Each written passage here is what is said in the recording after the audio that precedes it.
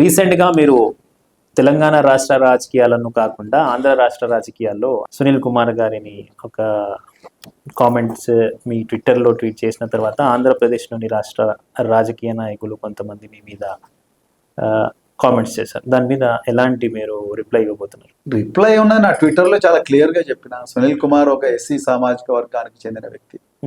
అతను ఒక ఎస్సీ మాల సామాజిక వర్గానికి చెందిన వ్యక్తి. విజయపాల్ అనే వ్యక్తి ఒక ఎస్సీ మాదిగ సామాజిక వర్గానికి చెందిన వ్యక్తి. వీళ్ళు ఎంతో కష్టపడి రాత్రింబావులు కష్టపడి ఐపీఎస్ ఆఫీసర్స్ 30 సంవత్సరాల అనుభవం ఉంది. రాష్ట్రపతి నుంచి 2 మెడల్స్ తెచ్చుకున్న వ్యక్తి సునీల్ కుమార్. ఎన్నో గొప్ప గొప్ప ఆయన పనిచేసిన ప్రతి శాఖలో కూడా ఆయన కృషి వల్ల ఆ శాఖకు మంచి గుర్తింపు వచ్చింది. ఎన్నో నేషనల్ లెవెల్లో ఎన్నో అవార్డ్స్ తీసుకున్న వ్యక్తి సునీల్ కుమార్.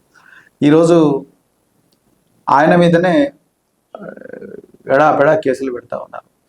నేను ప్రశ్నిస్తున్నది ఏంటంటే, ఈ వ్యవస్థీకృతమైన వివక్ష నేను చంద్రబాబు నాయుడు గారినో లేకపోతే పవన్ కళ్యాణ్ గారినో పర్సనల్గా నేను అటాక్ చేయడం లేదు, లోకేష్ గారినో.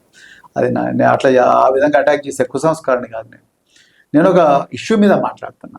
అది నేను మొదటి రోజు కూడా మాట్లాడాను. ఆంధ్రలో తెలుగుదేశం పార్టీ అధికారంలోకి వచ్చిన మొదటి నెలలోనే 16 మంది ఐపీఎస్ ఆఫీసర్లను పోస్టింగ్ లేకుండా డీజీపీ ఆఫీస్లో ఒక ఛాంబర్లో బంధించి ప్రతిరోజు కూడా మీరు ఉదయం రావాలి, సంతకం పెట్టాలి, పోయేటప్పుడు మళ్ళీ సంతకం పెట్టాలి, డీజీపీ ఆఫీస్లో మీకు ఒక ఛాంబర్ ఉంటుంది, ఆ రూమ్లోనే కూర్చోవాలి, ఇక్కడ బయటికి పోకూడదు అని వాళ్ళను ఒక బానిసల్లాగా బంధించిన తత్వాన్ని ఆ వైనాన్ని నేను ప్రశ్నించిన ఒక మాజీ ఐపీఎస్ అధికారిగా, పోలీస్ ఫ్యామిలీకి చెందిన వ్యక్తిగా.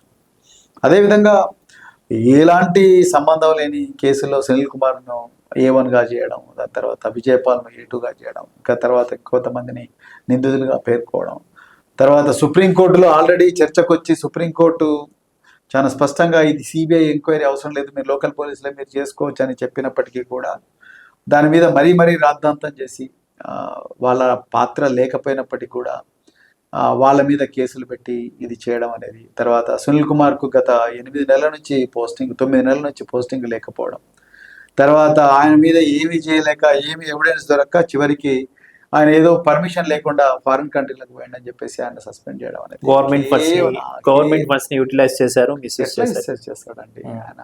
మరీ అమాయకులుగా మాట్లాడతారు వాళ్ళు. ఎట్లా చేస్తారు? ఒక ఐపీఎస్ ఆఫీసర్, ఆయన పైన డీజీపీ ఉంటుంది, రైట్, పక్కన విజిలెన్స్ ఉంటుంది, ఇంకోటి ఏసీబీ ఉంటుంది, దాని తర్వాత ఇంటెలిజెన్స్ ఉంటుంది. ఎట్లా మిస్యూజ్ చేస్తారు ఆయన? ఆ మిస్యూజ్ చేస్తే 100 కోట్ల 1000 కోట్ల రూపాయల ఫండ్స్ వచ్చే ఆధారాలు లేకుండానే ఇలాంటి కామెంట్స్ క్లియర్ గా కనిపిస్తున్నది కదా. ఒక ఐపీఎస్ ఆఫీసర్ తన వ్యక్తిగత పనుల కోసం ఆయన పిల్లలు విదేశాల్లో చదువుతున్నారు, నా పిల్లలు విదేశాలు చదువుతున్నాడు, అమెరికా పోతున్నాను, ఒక లీవ్ లెటర్ పెడతాడు, వీసా చూపిస్తాడు, లీవ్ లెటర్ పెట్టి వెళ్ళిపోతాడు. ఆ లీవ్ లెటర్ పెట్టి తర్వాత వీసా కోసం అప్లై చేసుకుంటాడు, వీసా వస్తేనే లీవ్కి అప్లై చేసుకుంటాడు, వెళ్ళిపోతాడు. డీజీపీలు మరి ఆ రోజు అడగాలి, నువ్వు ఏ సిటీకి పోతున్నావు, ఎట్లా పోతున్నావు, ఎందుకు పోతున్నావు, ఏంది అని అడగాలి. పోయేటప్పుడు బాబు నువ్వు ఏమన్నా దేశ రహస్యాలు ఉంటే నువ్వు చెప్పకు అని అంటారు. అలా ఎవరిని అడగారు అన్నమాట. ఈ ఐపీఎస్ ఆఫీసర్ కూడా అడిగారు, అన్లెస్ వాళ్ళ గూఢచార సంస్థల్లో పనిచేస్తుందా. సో ఈయన పోయిండు ఫారిన్ కంట్రీకి. పోయిన తర్వాత మీరు విజయవాడ పోయినరు. విజయవాడ పోయిన పక్కనే మచిలీపట్నం బాగుంది అని అనిపిస్తుంది, మచిలీపట్నం పోతారు, రైట్. సో లేకపోతే మీరు వరంగల్ పోతారు, వరంగల్ నుంచి పక్కనే ఖమ్మం, ఏదో ఖమ్మం బాగుందంట, మన బంధువులు ఖమ్మంలో కూడా పోదాం అంటే ఖమ్మం పోతారు. నువ్వు వరంగల్ వరకే నీకు పర్మిషన్ ఇచ్చిన, నువ్వు ఖమ్మం ఎందుకు పోయాను అనేదండి. ఒక దేశానికి పోతున్నావు, అమెరికా పోతున్నావు, అమెరికాలో నువ్వు ఎక్కడ తిరుగుతావు ఏంది అనేది అది నీ ఇష్టం. అక్కడ వాడు బార్డర్ కంట్రోల్లోనే అడిగాడు, నువ్వు అమెరికాలో పలాని సిటీకి పోతున్నావు కదా, నువ్వు పలాని అట్లాంటా పోయినావు, అట్లాంటా నుంచి నువ్వు మళ్ళీ డాలస్కి ఎందుకు పోయినావు, డాలస్ నుంచి నువ్వు టాంపాకి ఎందుకు పోయినావు, అక్కడ నుంచి మయామికి ఎందుకు పోయినావు, మయామి నుంచి శాన్ ఫ్రాన్సిస్కో ఎందుకు పోయినావు, అవన్నీ అడగరు వాళ్ళు. నువ్వు మళ్ళీ దేశం నుంచి బయట పోయేటప్పుడు మళ్ళీ స్టాంప్ వేసి బయటకు పంపించేస్తాడు, పోయినప్పుడు మళ్ళీ స్టాంప్ వేసి లోపల తీసుకుంటాడు. వాళ్ళు అడిగిన ప్రశ్నలు వీళ్ళకేం వచ్చినాయంటే నాకు అర్థం కాదు. ఆయన ప్రభుత్వ డబ్బుతో పోయింది కాదు, గవర్నమెంట్ పాస్పోర్ట్ తో పోయింది కదా, పర్సనల్ పాస్పోర్ట్ తోని పర్సనల్ డబ్బులతో పోయిండు, లీవ్ తీసుకొని పోయిండు. ఇక ఏమున్నది, నువ్వు నార్వే పోయినావు, నార్వే పోయినావు కానీ స్వీడన్ పోయినావు అంటారు. నార్వే, స్వీడన్, డెన్మార్క్ వీటన్నిటి కూడా కామన్ షెంగెన్ వీసా అని ఉంటుందండి. ఒక వీసా ఉంటే 24 దేశాలు తిరగవచ్చు. నువ్వు ఏ దేశం పోతే నీ పర్సనల్ పనులతో పోతున్నావు కదా, నువ్వు పర్సనల్ డబ్బులతో పోతున్నావు, లీవ్ తీసుకొని పోయినావు. లీవ్ తీసుకోకుండా చాలా మంది లీవ్ తీసుకోకుండా పారిపోతా ఉంటారు గవర్నమెంట్ ఉద్యోగాలు. అట్లా తీసుకుంటే అది నేరం అవుతుంది. అదే ఆధారాలు ఉన్నాయి, ఆధారాల ప్రకారంగా చంద్రబాబు నాయుడు గారు, లోకేష్ గారు, అంతకుముందు జగన్మోహన్ రెడ్డి గారు దావోస్ సభకు పోతారు, దావోస్ లో ఎకనామిక్ సదస్సుకు పోతారు. పోయిన తర్వాత పక్కనే దావోస్ పక్కనే ఇంకొక దేశం ఫ్రాన్సో లేకపోతే లండనో ఉంటుంది. వీళ్ళు లండన్కి పోతారు అనుకుంటాం. వీళ్ళు లండన్ పోవడం మరి వాళ్ళు లేకపోతే ఇంకేవో 2-3 కాన్ఫరెన్స్ అటెండ్ కావాల్సి ఉంటుంది. ఆ కాన్ఫరెన్స్ అటెండ్ అని పోతారు. పోయినప్పుడు టూర్ వైలేట్ అవుతుంది. కానీ అప్పటికప్పుడు అవసరాలు వస్తాయి, కొంచెం వైలేట్ అవుతుంది. నువ్వు వైలేట్ అయినప్పుడు మరి అది కూడా తప్పే కదా. మరి మీరు ప్రభుత్వ సొమ్ముతో పోయారు, వైట్ పాస్పోర్ట్తో పోతారు, మరి అది కూడా తప్పేగా. మరి మీరు చేస్తేనేమో ఒప్పు అవుతుంది, సునీల్ కుమార్ చేస్తే తప్పు అవుతుంది. అది రెండోది ఆయన వ్యక్తిగత విషయం. ఆయన ఏ దేశం పోతాడు, పర్మిషన్ తీసుకోకుండా పోతే, ప్రభుత్వ సొమ్ముతో పోతే, రైట్, వైట్ పాస్పోర్ట్తో పోతే, then that is mistake. I agree with that. But ఆయన చేసింది ఏంటి, వ్యక్తిగత పాస్పోర్ట్ మీద సొంత డబ్బుతోని ఖర్చు పెట్టుకొని సొంత పిల్లలు చూడడానికి పోయాడు. పిల్లలతో గడపడానికి దుబాయ్కో లేకపోతే ఎక్కడో పోయాడు. తప్పే ఉందండి. ఎందుకు ఆయన మీద అంత వివక్ష, ఎందుకు ఆయన అంత కసి ఆయన మీద? నిన్నగాక మొన్న కూడా 2 కేసులు పెట్టిన ఆయన మీద. ఏంటి జైలుకి పంపించారు, ఉరికమ్మ ఎక్కిస్తారు? ఆయన ఎంతమంది ఎక్కిస్తారు? 30 సంవత్సరాల నుంచి కారంచేడులో చంపుతారు, చుండూరులో చంపుతారు, లక్ష్మీపేటలో చంపుతారు, నీరుకొండలో చంపుతారు, పదిరికుప్పంలో చంపుతారు. ఇంకెంతమంది చంపుతారు?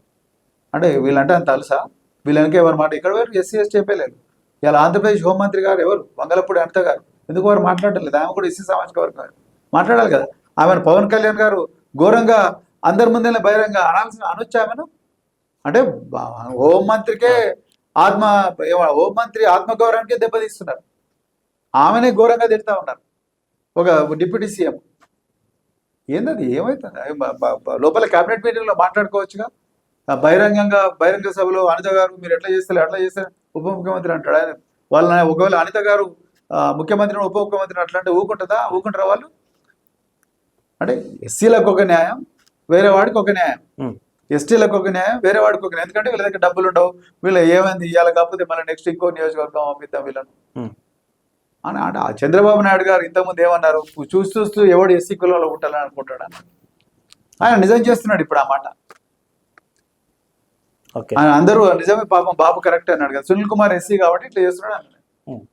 తప్పే ఉంది, నేను తప్ప. కొంతమంది ఆంధ్ర రాష్ట్ర రాజకీయ నాయకులు ఏమంటున్నారంటే ఆర్ఎస్ ప్రవీణ్ కుమార్ గారు తెలంగాణ రాష్ట్ర రాజకీయాలు చూసుకోవాలి, ఎందుకు అనవసరంగా ఆంధ్ర రాజకీయాలు అంటే మరి చంద్రబాబు నాయుడు హైదరాబాద్ గురించి ఎందుకు మాట్లాడుతున్నాడు అండి? చంద్రబాబు నాయుడు హైదరాబాద్ గురించి ఎందుకు మాట్లాడుతున్నాడు? పవన్ కళ్యాణ్ ఎందుకు హైదరాబాద్ గోదావరి ఎందుకు వస్తున్నాడు? చంద్రబాబు నాయుడు హైదరాబాద్ పంచాయతీకి ఏం హక్కున్నది? ఎందుకు మాట్లాడుతున్నాడు ఆయన ఇక్కడ మాటలు? అట్లే ఉండదండి. నేను ఒక ఇష్యూ గురించి మాట్లాడుతున్నాను. నేను ఏమంటారు, ఢిల్లీలో తొక్కిసలాట చచ్చిపోతే, కుంభమేళాలో హిందువులు తొక్కిసలాట చచ్చిపోతే కూడా నేను మాట్లాడతాను హిందువుల గురించి. అర్థమైందా మీకు? లేకపోతే ముస్లింలు ఒక కమ్యూనల్ రైట్లో చనిపోతే నేను వాళ్ళ గురించి కూడా మాట్లాడతాను. నేను ఎక్కడైనా నేను దేశంలో కేవలం తెలంగాణ గురించే మాట్లాడాను. ఎక్కడ రాసున్నదా?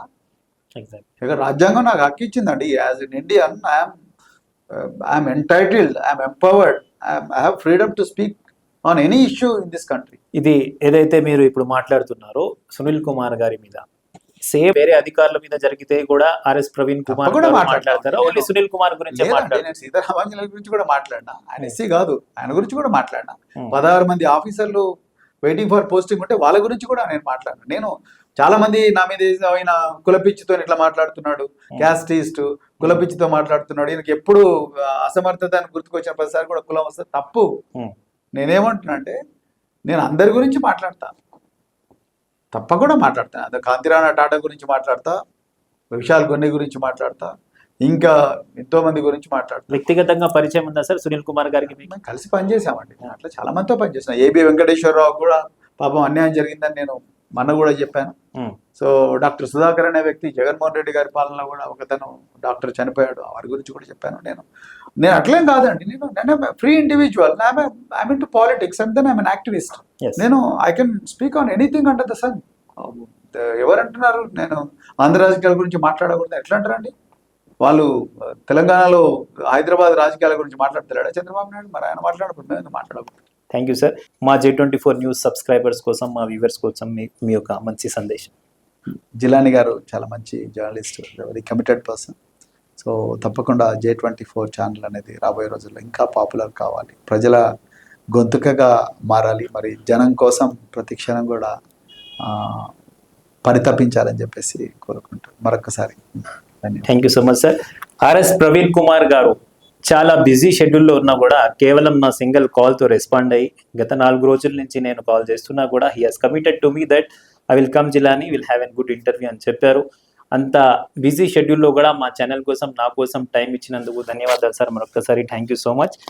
రాబోయే రోజుల్లో మీతో మంచి ఇంటరాక్షన్ ఉంటుందని గట్టి నమ్మకంతో ఉన్నాను. Thank you so much sir. Thank you. J24 news సబ్స్క్రైబర్స్కు ధన్యవాదాలు. చూస్తూనే ఉండండి J24 న్యూస్. Thank you.